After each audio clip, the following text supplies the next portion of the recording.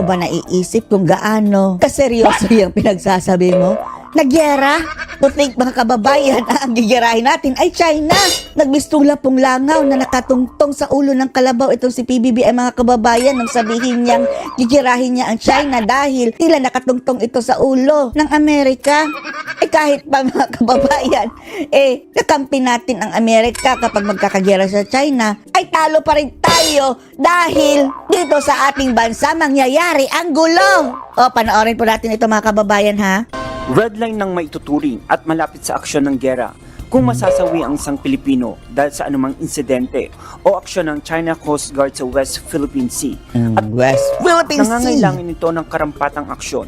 Ito ang tugon ni Pangulong Ferdinand Marcos Jr. nang tanungin hinggil sa issue. Ginawa nito ang pahayag matapos magbigay ng keynote address. Sa harap pa yan ng mga banyaga mga kababayan ha. International media yang